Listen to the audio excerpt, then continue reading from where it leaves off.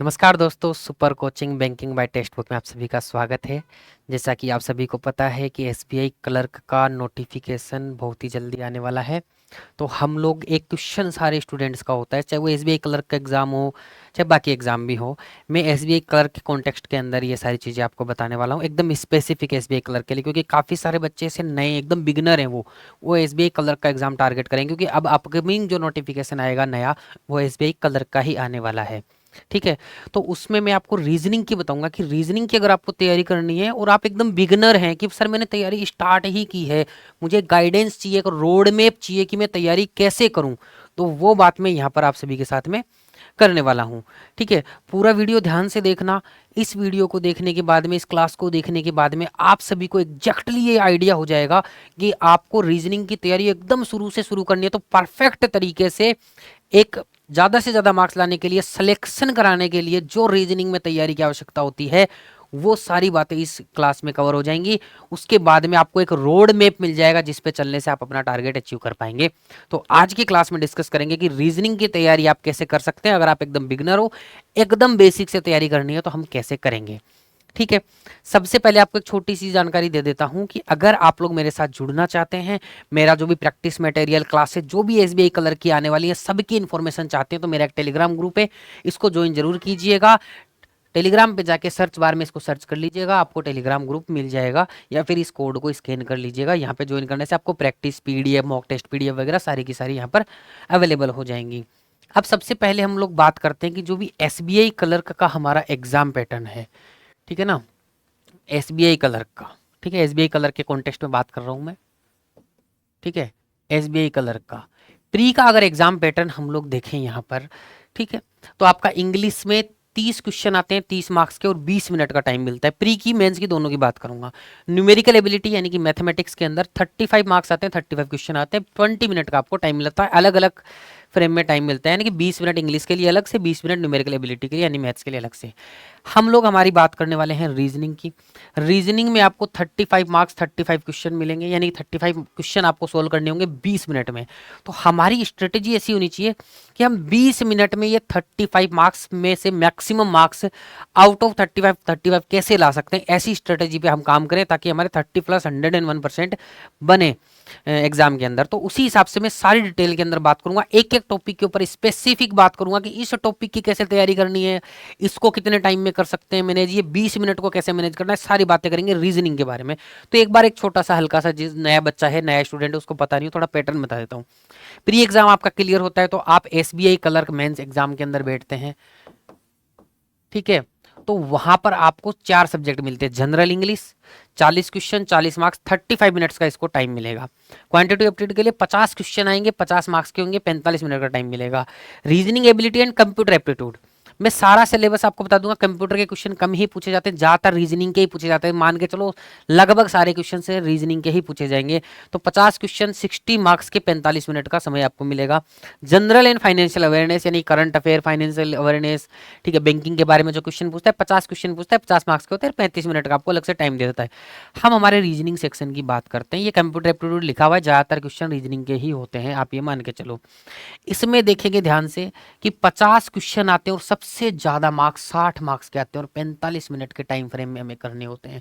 तो हमारी स्ट्रेटेजी ऐसी होनी चाहिए कि ये 50 क्वेश्चन 60 मार्क्स के 45 मिनट में हम लोग कैसे मैक्सिमम सोल्व कर सकते हैं, उसके बारे में इस क्लास के अंदर पूरा डिटेल में बात करने वाला हूं।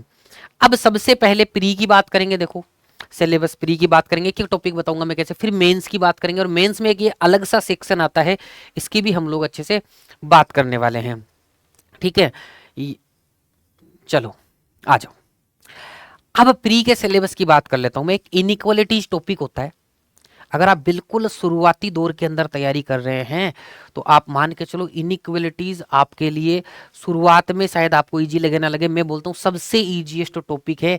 इस टॉपिक में प्री में कई बार 5 मार्क्स के क्वेश्चन, आजकल तो ये मान लो 3 से 5 मार्क्स आ रहा है, 3 से 5 मार्क्स के क्वेश्चन आ रहे हैं, जो आप लेस देन 1 मिनट में कर सकते हो। लेस देन 1 मिनट, 1 मिनट से कम टाइम फ्रेम के अंदर आप ये 3 से 5 क्वेश्चन कर सकते हो। कैसे कर सकते हो मैं बताता हूं। देखो, किसी भी एग्जाम को करेक्ट करने के लिए उसके टॉपिक का बेस्ट मेथड आना जरूरी होता है। यहां पर बैंक एग्जाम में समझ लो आप नए बच्चे हो, सारा खेल टाइम का है। आपको नॉलेज कितना भी हो, अगर आप टाइम पे नहीं निकाल पा रहे हैं सॉल्यूशन किसी क्वेश्चन का, तो मान के चलिएगा आप स्कोर अच्छा नहीं कर पाएंगे, क्योंकि टाइम ही खत्म हो जाएगा। 20 मिनट में 35 क्वेश्चन करने हैं। तो आपका किसी भी टॉपिक को सीखने की अप्रोच ऐसी होनी चाहिए कि टाइम बचाए। वो आपको टाइम सेविंग टेक्निक सीखनी पड़ेगी। तो मेरा एक मेथड है open gate close gate method. आप लिखोगे inequality Anshul sir textbook तो कहीं पर भी आ जाएगा, या फिर टेक्स्ट बुक में ऊपर जाके वीडियोस वगैरह में स्क्रॉल वगैरह करोगे वहां पर आप लोगों को मिल जाएगा, या फिर नेट पे सर्च कर लीजिएगा वहां पर मिल जाएगा आपको। उस open gate close gate technique के अंदर मैंने 1 मिनट में आप 5 नंबर कैसे ला सकते हो सिखाया, और 3 क्वेश्चन आए तो 1 मिनट से कम में भी open gate close gate technique से। तो वो टेक्निक आपको सीखनी है, उसके प्रैक्टिस करनी है, काम खत्म आपका 5 नंबर का 35 में से। उसके बाद में बात करते हैं कोडिंग डिकोडिंग का। कोडिंग डिकोडिंग के भी आजकल 3 से 5 क्वेश्चन आते हैं। 3 क्वेश्चन आएंगे तो हम लोग इसको 1.5 to 2 मिनट के अंदर इसको हम लोग यहाँ पर सोल्व कर सकते हैं। ठीक है, 35 क्वेश्चन आएंगे। किसी शिफ्ट में कोई टॉपिक स्किप होगा, कोई टॉपिक किसी शिफ्ट में स्किप होगा। मैं ये नहीं बोल रहा हूँ कि हर शिफ्ट में कोडिंग डिकोडिंग आएगा। हो सकता है आपकी कोडिंग डिकोडिंग नहीं आके इनइक्वालिटी आ जाए, लेकिन आपको तैयार तो पूरा करके जाना है। तो ये सारे मार्क्स 35 से ज्यादा होंगे, लेकिन अगर आता है तो पूरा सेट आता है 3 से 5 क्वेश्चन का। अब ये 1.5 से 2 मिनट में 3 से 5 क्वेश्चन आप कैसे कर पाएंगे? मेरा कोडिंग डिकोडिंग का एक 3 रूल सिस्टम बनाया हुआ है मैंने कोडिंग डिकोडिंग का। उसका यूट्यूब पे वीडियो निकालो देख लो, ठीक है। या फिर जो हम एसबीआई क्लर्क के लिए लाइव क्लासेस लेके आने वाले हैं, मेरी जो लाइव क्लास होती है ना, रोज शाम को 5 बजे होती है। 5 PM पे मेरी लाइव क्लास होती है, लाइव क्लास रीजनिंग की। उसको आप ज्वाइन कर सकते हो। वहां पे मैं ऐसे टॉपिक्स के मेथड सिखाता रहता हूँ मंडे टू फ्राइडे, ठीक है। तो यहाँ पर आप मंडे टू फ्राइडे मेरी क्लास ज्वाइन कर सकते हो अगर आपको टॉपिक सीखना है। बाकी आप मेरे सारे वीडियोस वगैरह, मेरे सारे टॉपिक वगैरह टेक्स्ट बुक के ऊपर इंटरनेट पे आपको मिल जाएंगे, टेक्स्ट बुक के पेड कोर्सेज में, या फिर टेक्स्ट बुक यूट्यूब चैनल पर भी मिल जाएंगे। तो कोडिंग डिकोडिंग में 3 रूल सिस्टम होता है। आपको वो 3 रूल सिस्टम सीखना है। आप देखो ऐसे चुटकियों में आंसर निकालो, पेन पेपर की जरूरत ही नहीं पड़ेगी आप लोगों को इनइक्वालिटी कोडिंग डिकोडिंग के अंदर। उसके बाद में एक टॉपिक आता है सिलोलिज्म। ये सिलोलिज्म भी आजकल 3 से 5 नंबर का आ रहा है, 3 नंबर का सेट भी आ सकता है। इस सिलोलिज्म को मैक्सिमम आप लोग 1.5 से 2 मिनट में, यानी कि 3 क्वेश्चन आएंगे तो 1.5 मिनट में, या फिर 4 क्वेश्चन आएंगे तो 2 मिनट के अंदर हम लोग सोल्व कर सकते हैं। कैसे करेंगे? अब ये बहुत ही कंफ्यूजिंग टॉपिक है, ये सिलोलिज्म बहुत कंफ्यूजिंग टॉपिक है ये सिलोलिज्म। अब इसके अंदर क्या है, आप सोचते कैसे हो? देखो एक एक टॉपिक की स्ट्रेटेजी बताऊंगा। आप सोचते कैसे हो वो डिपेंड करता है। कुछ चीज मतलब कुछ आपको स्टेटमेंट दिए होते कौन कौन, अब आप सोचते कैसे हो उसके बारे में, वो सोच पे डिपेंड करता है। तो मैंने इसका प्रॉपर मेथड बनाया हुआ है कि ये आ गया तो फिक्स ऐसे ही सोचना है, इधर उधर नहीं सोचना है। ये आ गया तो ऐसे ही सोचना है। अगर वो परफेक्ट मेथड आपने सीख लिया ना, तो यहां पर भी 1.5 से 2 मिनट में 5 नंबर आ जाएंगे।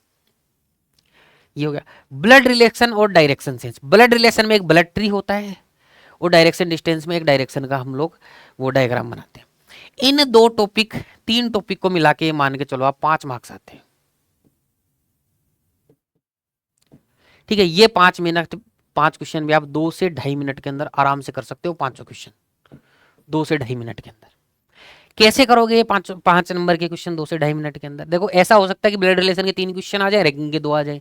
ऐसा हो सकता है 2 क्वेश्चन ब्लड रिलेशन के, 2 डायरेक्शन के, 1 रैंकिंग, मतलब तीनों का मिला के लगभग एग्जाम्स में देखा गया कि 5 नंबर का वेटेज रहता है। अब ब्लड रिलेशन को कैसे तैयार करोगे? सबसे पहले तो आपको रिलेशन समझने पड़ेंगे, फिर उसका ब्लड ट्री कैसे बनता है वो समझना पड़ेगा, मेल फीमेल को कैसे दर्शाते हैं, फिर आपको प्रैक्टिस करनी पड़ेगी। इसके बहुत सारे सेशंस वगैरह लिए मैंने, वो आप देख सकते हो। डायरेक्शन डिस्टेंस के अंदर पहले आपको डायरेक्शन का नॉलेज होना चाहिए सारा, फिर आपको डायग्राम बनाना चाहिए, पाइथागोरस थ्योरम आनी चाहिए, और एक पॉइंट के रेस्पेक्ट में दूसरे पॉइंट की लोकेशन निकालनी आनी चाहिए। ब्लड रिलेशन में 2 टाइप के क्वेश्चन बनते हैं। एक तो आप लोगों को पूरी फैमिली दी होगी, एक आपको सीधे रिलेशंस दिए होंगे। 2 ही टाइप के क्वेश्चन बनते हैं। उसकी थोड़ी प्रैक्टिस कर लीजिएगा, 50 क्वेश्चन हो जाएगा। डायरेक्शन डिस्टेंस के अंदर एक तो ऐसा क्वेश्चन आएगा जिसमें चलता रहेगा इधर उधर, लेफ्ट राइट राइट लेफ्ट ऐसे चलता रहेगा, तो आपको डायरेक्शन का लेफ्ट राइट का नॉलेज होना चाहिए, ठीक है। इसके अलावा एक पॉइंट के रेस्पेक्ट में दूसरे पॉइंट की लोकेशन बताता है, ये क्वेश्चन ट्रेंडिंग में चल रहा है, ये आता है। तो सारे क्वेश्चन प्रैक्टिस करवाए हुए मेरे। तो ये तीनों के तीनों टॉपिक अगर सही अप्रोच से जाओगे ना, जो मैं जितना अभी बता पा रहा हूं इस एक क्लास के अंदर छोटी सी में, वैसे तो टॉपिक वाइज पढ़ेंगे तब ज्यादा अच्छे से क्लियर होगा, उसके हिसाब से मैं आपको बता रहा हूं कि अगर आप इस अप्रोच से जाओगे तो 5 मार्क्स आपके आ जाएंगे 2 से 2.5 मिनट में। लेकिन अप्रोच सही सीखनी है, गलत अप्रोच सीख ली तो गड़बड़ हो जाएगी। उसके बाद में आपका एक अल्फा न्यूमेरिक सीरीज होता है, जो आपका कई कई बार नहीं भी आता है। 0 से 5 नंबर का ये पूछे आएगा तो 5 नंबर का सेट आ जाएगा। इसमें 3 टाइप बनते हैं, 3 टाइप की बनती है ये, ठीक है। एक तो इसमें क्या होगा, बहुत सारे नंबर्स, लेटर्स और सिंबल्स लिखे होंगे, फिर देखना होगा राइट लेफ्ट लेफ्ट राइट जाना होता है, तो उसकी छोटी छोटी टेक्निक्स होती है। कोई भी बच्चा जिसमें थोड़ा सा भी दिमाग होना वो कर सकता है इसके क्वेश्चन। लेकिन अगर आप छोटी छोटी कुछ बातें होती है, टेक्निक्स होती हैं जो मैंने वीडियोज में बताई हुई है, उन टेक्निक्स को सीख लोगे ना, तो आपके लिए क्वेश्चन में एक तो एरर होने के चांस कम हो जाएंगे। इस टॉपिक में एरर बहुत होते हैं, तो एरर होने के चांसेस कम हो जाएंगे, और आप लोगों की स्पीड थोड़ी सी बढ़ जाएगी उन टेक्निक को सीख लोगे। बाकी बहुत बेसिक सी चीजें होती है, आपको पहले से सब कुछ आ रहा होगा अल्फा न्यूमेरिक सीरीज के अंदर। ठीक है, तो एक तो ऐसा आता है, एक क्वेश्चन आता है जिसमें 3-4 वर्ड लिखे होते हैं, फिर बोलेगा वोवल में 1 प्लस कर दो, कॉन्सोनेंट में 1 माइनस कर दो। तो उसमें थोड़ा सा दिमाग लगाना होता है कि हम लोगों का सबसे बड़ा वर्ड कौन सा होता है, लेफ्ट साइड से डिक्शनरी के हिसाब से अरेंज करेंगे तो दूसरे नंबर पे सबसे बड़ा वर्ड आएगा, ऐसे दिमाग लगाना होता है। और बिना पेपर इसमें क्या करेगा, बहुत सारे ऑपरेशन कराएगा आपको कि वोवल में +1 कर दो, कॉन्सोनेंट। तो अगर हम लोग पेपर पे लिख के करेंगे तो कर ही नहीं पाएंगे कुछ। तो हमें दिमाग में एक चीज सेटल करनी होती है, कुछ पॉइंट्स मैंने बताए हुए हैं, उन पॉइंट्स को ध्यान में रखोगे तो ये भी दिमाग में सोल्व हो जाएगा। पेपर पे कम से कम लिखना पड़ेगा। ऐसे ही क्या होता है, 3 नंबर के सेट देता है, 539, 635, 339, ऐसे नंबर के सेट दे दिए। फिर उन नंबर में बोलेगा और डिजिट में 1 प्लस कर दो, पहले और दूसरे डिजिट को आपस में बदल दो, तो सबसे बड़ा नंबर कौन सा होगा, सबसे छोटा नंबर कौन सा होगा। तो उसमें मैं सिखाता हूँ, सबसे बड़ा नंबर वो होता है जिसकी फर्स्ट डिजिट सबसे बड़ी होती है, लगभग लगभग। अगर फर्स्ट डिजिट बराबर है तब दूसरा खेले, लेकिन ज्यादातर केस में फर्स्ट डिजिट अगर सबसे बड़ी तो सबसे बड़ा नंबर है। तो अब जो ऑपरेशन वो बोल रहा है कि फर्स्ट सेकंड को चेंज कर दो, थर्ड को चेंज कर दो, वो नहीं करना है हमें। हमें सिर्फ ये सोचना है कि फर्स्ट डिजिट बनेगी कौन सी। तो ये सब मैंने सिखाया हुआ है। तो आप जब टॉपिक डिटेल में जाएंगे, वो अगर ये सीख लिया तो इसके क्वेश्चन आप लोग 5 क्वेश्चन इसके भी मैक्सिमम 1.5 मिनट के अंदर सोल्व कर दोगे। तो सोचो आप आराम से 35 क्वेश्चन सोल्व हो सकते हैं। उसके बाद में आएगा क्वेश्चन बेस्ड ऑन, ये क्या गया भाई, question based on alphabet and numbers. ये 1-2 क्वेश्चन आते हैं, 1 से 2 क्वेश्चन आएगा इसका। इसमें कोई वर्ड दे देगा और बोलेगा कि इसको है ना वर्ड को डिक्शनरी के हिसाब से सेट कर लो, फिर कौन कौन से वर्ड की पोजीशन चेंज नहीं हो रही है, ऐसे ही नंबर दे देगा। ठीक है, फिर ऐसे दे वर्ड में कॉन्सोनेंट में +1 कर लो, वोवेल में -1 कर लो, तो बताओ कौन कौन से चेंज नहीं हो रहे। इस तरीके से कुछ वर्ड के साथ कुछ नंबर के साथ खेलेगा। ऐसे मिसलिनियस क्वेश्चन में पेपर करा रहा हूँ अभी IBPS PO के, उसके अंदर मैं सोल्व करा रहा हूँ, वहां से आपको देखने को मिल जाएंगे। ये 1 या 2 क्वेश्चन का सेट आता है, मैं एकदम डिटेल में बताऊंगा, कोई भी चीज नहीं छोड़ूंगा। फिर आता है आपका पजल और सिटिंग अरेंजमेंट। ठीक है, पजल ये मान के चलो, ये जो पोर्शन है ना आपका, ये आपका 15 से 20 नंबर का भी आ सकता है। एक सेट में 5 क्वेश्चन होते हैं इसके अंदर, एक सेट में क्या होते हैं, 5 क्वेश्चन होते हैं, और 15 से 20 नंबर का भी आ सकता है। इसका थोड़ा डिटेल में इसको बताना चाहूंगा मैं। ठीक है, पजल और सिटिंग अरेंजमेंट को मैं लिख के बताऊंगा अभी। ठीक है, तो मैं इधर पजल लिख देता हूं, इधर सिटिंग। एक तो आपको पता होना चाहिए कि आपको कैसे कैसे पजल पढ़ने। देखो, अगर SBI क्लर्क लेवल पे प्री की अगर मैं बात करूं, तो देखो सिटिंग अरेंजमेंट में एक तो सर्कुलर सिटिंग अरेंजमेंट होता है, एक स्क्वायर सिटिंग अरेंजमेंट होता है, और कई बार एक ट्राइंगल भी दे देता है। अब इसके अंदर ना एक सेंटर होता है, कई बार सेंटर की साइड सारे सेंटर की ओर फेसिंग होगी, या फिर आउटसाइड सेंटर फेसिंग होगी, या मिक्स फेसिंग होगी। एक तो इस टाइप का क्वेश्चन पूछता है कि एक सर्कुलर टेबल है, उसके 4 और लोग बैठे हुए हैं, एक रेक्टेंगुलर टेबल है, उसके 4 और लोग बैठे हुए हैं, एक ट्राइंगल टेबल है, उसके 4 और लोग बैठे हुए हैं। उसके बाद बोलेगा उनकी फेसिंग। अब देखो, आप टेबल के अगर गोल टेबल के ऊपर बैठे हो, तो आप एक तो सेंटर की साइड देख सकते हो, एक ऐसे उल्टा भी बैठ सकते हो कि सेंटर से अपोजिट साइड में देखो। तो दोनों टाइप के क्वेश्चन आते हैं। इसमें आपको बस लेफ्ट राइट का अच्छा सा नॉलेज होना चाहिए और थोड़ी प्रैक्टिस होनी चाहिए। इसका मैं पजल सेटिंग में बहुत दिक्कत आ रही बच्चों को, मैं बताऊंगा इसमें करना क्या है, कैसे तैयार होगा ये टॉपिक, एक पहले समझते हैं। फिर आता है एक लीनियर सेटिंग अरेंजमेंट, जिसमें एक लाइन में कुछ लोग बैठे होते हैं ऐसे, या फिर 2 लाइन में बैठे होते हैं ऐसे आमने सामने। ठीक है, इसमें नॉर्थ फेसिंग साउथ फेसिंग होती है, तो इसमें ये आमने सामने डबल लाइन का होता है। तो इसमें क्या होता है, फेसिंग नॉर्थ भी दी जा सकती है, साउथ भी दी जा सकती है, और मिक्स फेसिंग भी दी जा सकती है। एक ये हो गया। इसके अलावा एक अनसर्टेन लीनियर, अनसर्टेन लीनियर में ही आता है ज्यादातर केस में, अनसर्टेन लीनियर।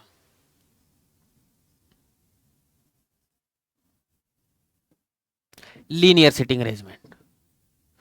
ठीक है, इसमें क्या होता है, एक लाइन में बहुत सारे लोग बैठे होते हैं, आपको संख्या नहीं पता होती। यहां तो बोलेगा सर्कल में 8 लोग बैठे, 9 लोग बैठे हैं, यहाँ 8 लोग बैठे हुए हैं, यहाँ मान लो 9 लोग बैठे हुए हैं, यहाँ पे आमने सामने 5-5 लोग बैठे हुए हैं, ऐसे देगा कि 10 लोग बैठे, 9 लोग बैठे। कई बार क्वेश्चन में देता ही नहीं है कितने लोग बैठे हुए हैं, तो वो अनसर्टेन पर्सन हो गए, आपको पता नहीं है 5 बैठे हैं, 10 बैठे हैं, 15 बैठे हैं, 20 बैठे हैं। तो वो एक लीनियर सिटिंग अरेंजमेंट आएगा, सिंगल लाइन का आता है ज्यादातर केस के अंदर। बाकी सर्कल में भी बन सकता है, लेकिन मेरा केस ये कहता है ज्यादातर केस के अंदर क्लर्क लेवल के ऊपर सिंगल लाइन का ही अनसर्टेन पूछा जाता है यहाँ पर। अब आ जाओ पजल के अंदर। देखो, पजल में एक तो कैटेगरी बेस्ड पजल होती है जिसको वेरिएबल बेस्ड भी बोल देते हैं। कैटेगरी बेस्ड पजल में कैसे क्वेश्चन होते हैं वो करने होते हैं। कैटेगरी बेस्ड पजल के अंदर इनकी मैं स्पीड कैसे बनेगी, एक्यूरेसी कैसे बनेगी वो भी बात करूंगा। मैं पहले बात कर लेता हूँ कैटेगरी बेस्ड पजल में क्या होता है। कैटेगरी बेस्ड पजल में क्या होता है, आपको 8-10 लोग दे देंगे, बोलेगा ये कोलकाता से बिलोंग करता है, 8-10 शहर दे देंगे और 8-10 सब्जेक्ट दे देंगे, इनको इंग्लिश हिंदी संस्कृत ये सब्जेक्ट पसंद है। अब आपको उसके बारे में मिक्स करके जानकारी देगा और उसको आपको सुलझा के लिखना होगा कि 8 लोग हैं या 8 सिटी हैं और इनको 8 अलग अलग सब्जेक्ट ये पसंद है। तो ये कैटेगरी बेस होगी, इसमें कुछ भी कर सकता है, शहर दे सकता है, फ्रूट दे सकता है, जूस दे सकता है, कुछ भी दे सकता है कि ये पसंद है इनको, गेम्स दे सकता है कि ये गेम, तो ये कैटेगरी बेस पजल के अंदर आता है। ठीक है, दूसरा उसके बाद में अगर हम लोग जाएं तो फ्लोर बेस पजल कि 8-10 फ्लोर हैं, उनके ऊपर अलग अलग लोग रहते हैं, उसके साथ में एक वेरिएबल भी दे सकता है, बिना वेरिएबल के भी दे सकता है। ठीक है, तो ये जो फ्लोर बेस पजल होता है ना, इसके अंदर आप लोगों को 1 से लेके 10 तक के फ्लोर दे सकता है और सिंगल वेरिएबल दे सकता है, फिर 1 से लेके 5 तक या 6 तक फ्लोर देके डबल वेरिएबल भी दे सकता है।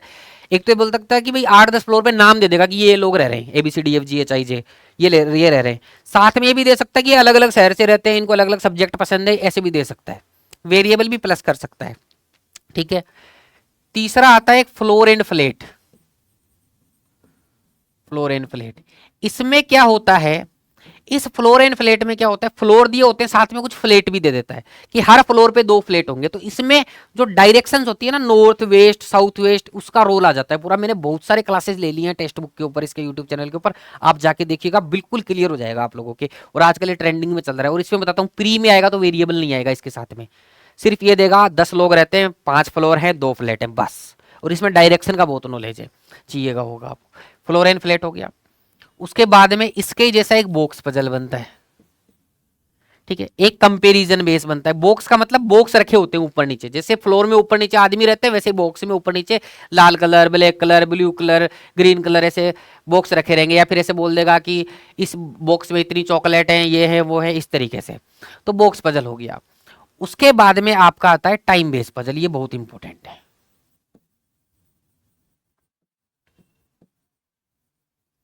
ठीक है, ये बहुत ही इंपॉर्टेंट है। अब इस टाइम बेस पजल में क्या होता है, टाइम 3 ही टाइप के होते हैं, या तो दिन होंगे, डे, अरे क्या हो रहा है भाई, या तो डे होगा, डेट होगा, डे यानी मंडे टू संडे होता है ना वो डेट, या कोई भी डेट दे देगा, या मंथ दे देगा। और एक बहुत इंपॉर्टेंट बनता है जिसमें ईयर देता है और आपको बर्थ देता है, बर्थडे, यानी कि बर्थडे या फिर एज, एज का इसमें खेल होगा। ठीक है, और एक पजल इसमें ऐसी बनाता है जिसमें वो क्या करता है, डेट और मंथ को मिक्स कर देता है कि एक महीना है जुलाई, उसकी 2 डेट है, 2 और 5, फिर अगस्त है, उसकी दो डेट है, 2 और 5, इस तरीके से चीजें दे दी जाती हैं, उसके ऊपर वेरिएबल दे दिया जाता है। तो ये पजल बनती है, सिटिंग बनता है। इसके अलावा ठीक है, छोटे मोटे और चीज बन सकते हैं, जैसे एक कंपेरिजन बेस पजल बनती है, 6 नंबर पे यहां लिख देता हूं, कंपेरिजन बेस पजल।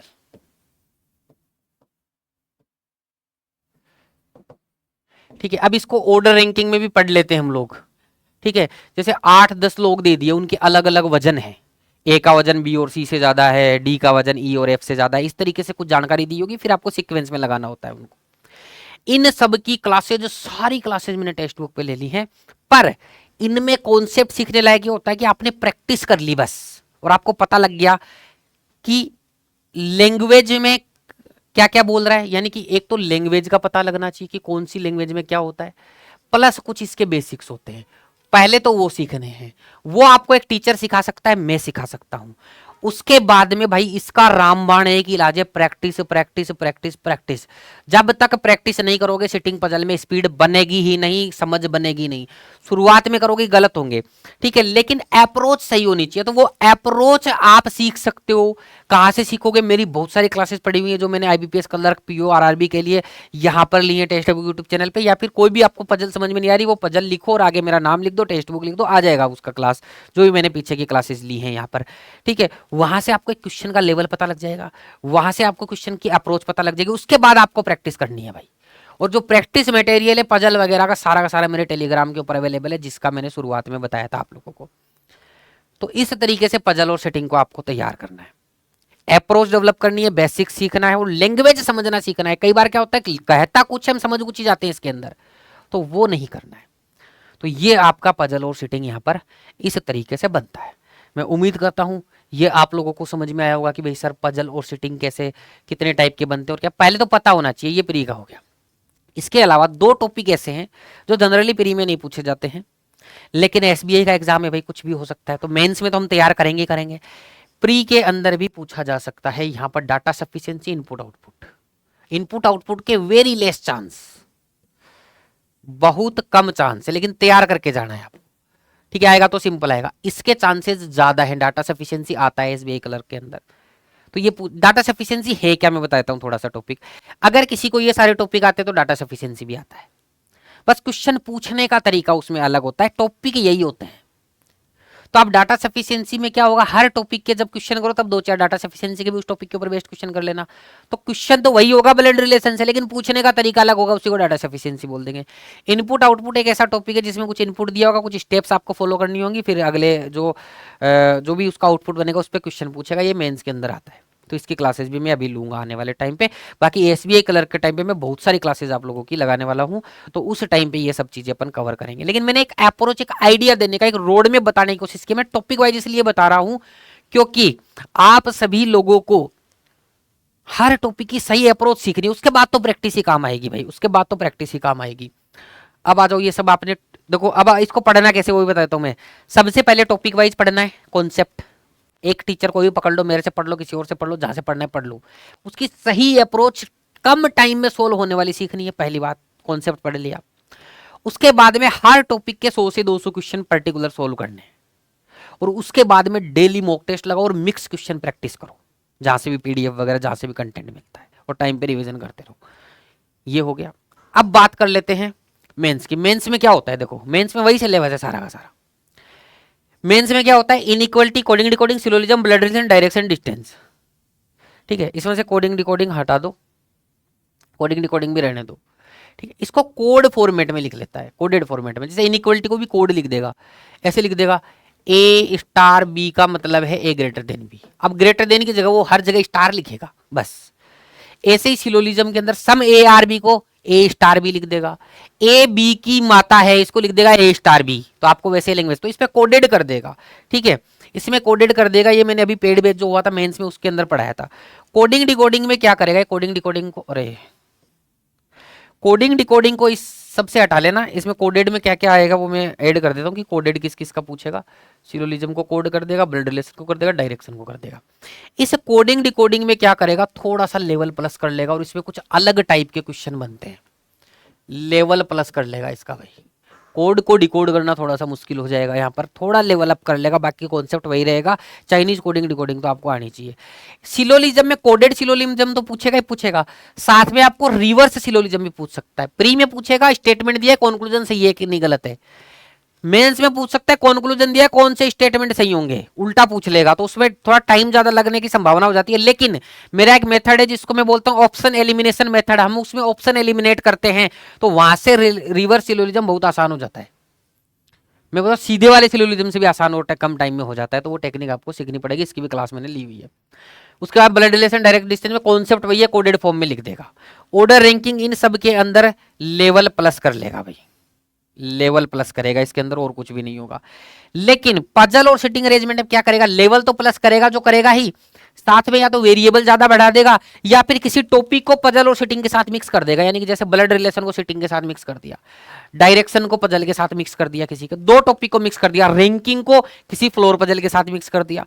तो ऐसे किसी भी दूसरे टॉपिक को पजल सेटिंग में मिक्स कर देगा। तो अब आपको अगर दोनों टॉपिक अच्छे से आते तो आप आराम से उसको कर पाएंगे, तो लेवल अप हो जाएगा, उसकी आपको प्रैक्टिस करनी होगी। ये मेंस का खेल है।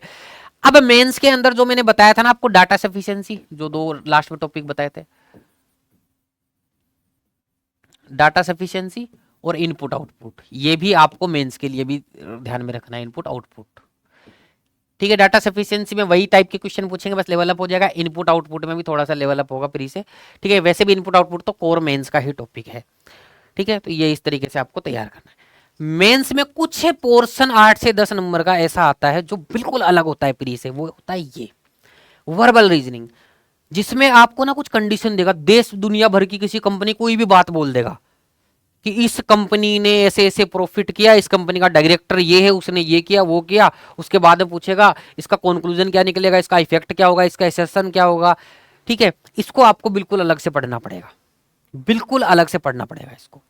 ठीक है, तो इसके लिए आपको प्रैक्टिस करनी पड़ेगी। इसमें कोई भी पेन पेपर नहीं चलाना होता है, इसमें सारा का सारा माइंड का खेल होता है, सोचने का खेल होता है। अपन क्या है, दिल से सोच लेते हैं चीजों का, यहां दिल से नहीं सोचना है, लॉजिकली और माइंड से सोचना है।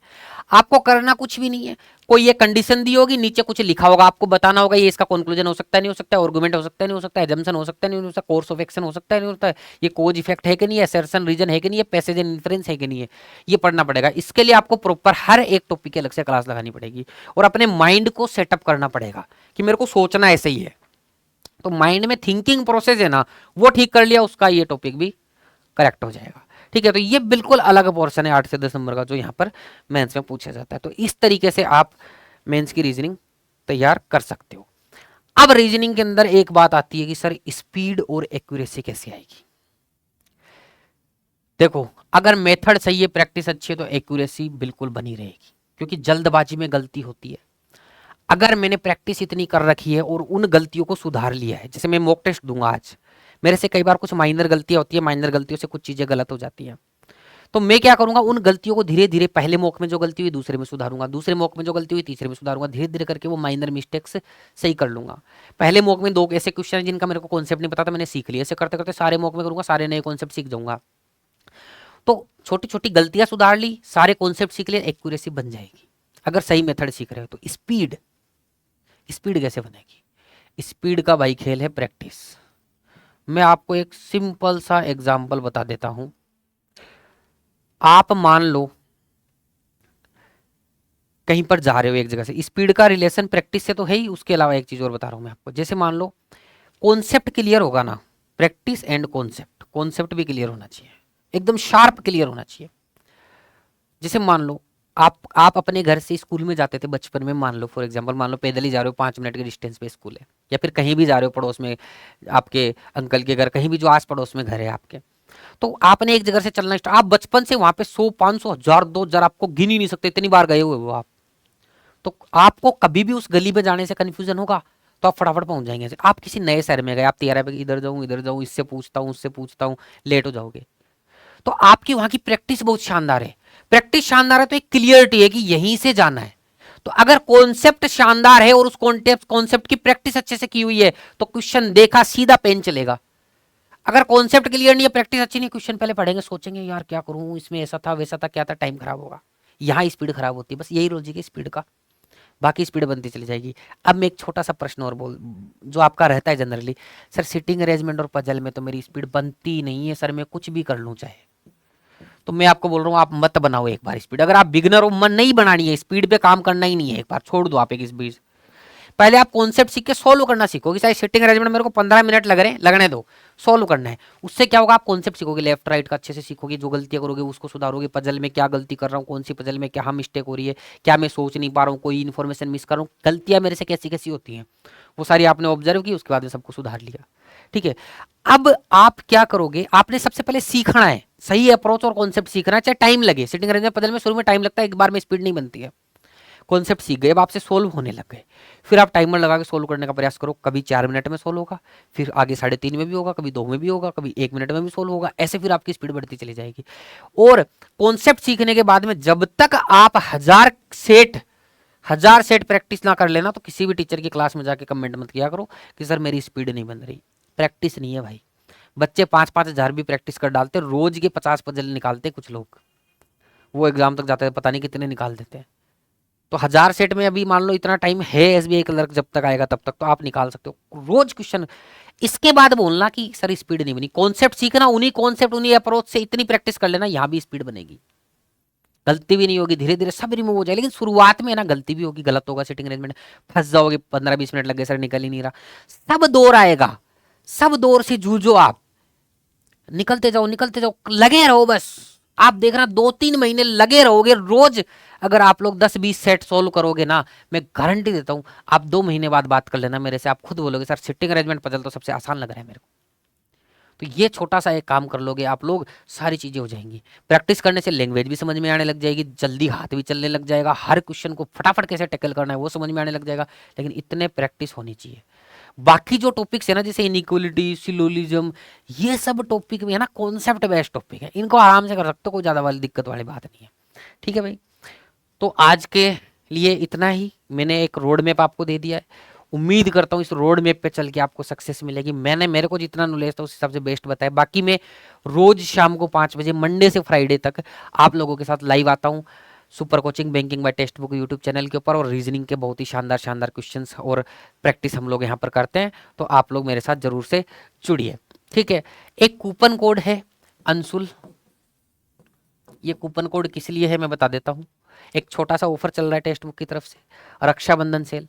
आपका अगर भाई तैयारी कर रहा है, आपकी सिस्टर तैयारी कर रहे, तो आप उनको एक छोटा सा कोर्स गिफ्ट कर सकते हो, जिससे उनके आगे सिलेक्शन में उनको मदद मिल सकती है, अगर वो बैंक एग्जाम की तैयारी कर रहे हैं। या फिर सारी जगह ऑफर चल रहा है, सारे कैटेगरी के अंदर। बैंक एग्जाम, जैसे आप बिगिनर हो, आप शुरुआत ही कर रहे हो, तो आप ये वाला एक पैकेज है, इसमें सारे बैंक एग्जाम के सारे तो मॉक टेस्ट, सारे पीडीएफ, सारे प्रैक्टिस सेट सब, और अभी तक जितने बैच हुए और आने वाले जो भी बैच आने वाले हैं ना आपके, मतलब आने वाला एसबीआई कलर का बैच, आईबीपीएस पीओ जो चल रहा है बैच, जो भी ऑनगोइंग बैच हैं और जो भी अपकमिंग बैच है वो लाइव मिलेंगे, लाइव के बाद रिकॉर्डेड मिलेंगे सारे बैच, मतलब इतने ही पैसे, सारे बैच, सारे सब्जेक्ट, सब कुछ, सारे एग्जाम और टेस्ट सीरीज भी साथ में। इससे अफोर्डेबल क्या होगा। पर इस प्राइस में करने के लिए आपको ये वाला कोड यूज करना पड़ेगा, दूसरा कोई कोड हो, ये कोड यूज करोगे तभी ये प्राइस आएगी, वरना ये प्राइस यहाँ से इंक्रीज हुई हुई दिखेगी। तो इस कोड को यूज कर सकते हैं। ये ऑफर जो है आपका 31 अगस्त तक वैलिड है। ठीक है, तो इसमें एसबीआई कलर का बैच भी आएगा, जिसमें मैं खुद पढ़ा रहा हूँ। ठीक है, और बाकी बड़ी टीम है, सारे लोग पढ़ाते हैं। ये सारे बाकी भी एग्जाम में अगर आप करना चाहते हो तो बाकी ऑफर भी है, लेकिन मैं सबसे बेस्ट ऑफर आपको ये बता रहा हूँ, इसमें सारे बैंक एग्जाम आपके कवर हो जाते हैं। ठीक है भाई, सारे बैंक एग्जाम कवर हो जाते हैं इस ऑफर के अंदर। अपकमिंग भी 9 महीने की वैलिडिटी मिल रही है, अभी ऑफर में 3 महीने ज्यादा मिल रही है। ठीक है, तो ये एक छोटी सी इन्फॉर्मेशन थी टेक्स्ट बुक की तरफ से, जो मैंने आपको दे दी। उम्मीद करता हूँ आप लोग अच्छे से तैयारी करोगे। एक मैंने मेरी तरफ से एक नॉलेज शेयर करने की कोशिश की कि भाई आप रीजनिंग में कैसे तैयारी कर सकते हो, एकदम बेसिक से, एक नया स्टूडेंट है वो कैसे तैयारी कर सकता है। आज के लिए इतना ही, बहुत बहुत शुक्रिया, बहुत बहुत धन्यवाद।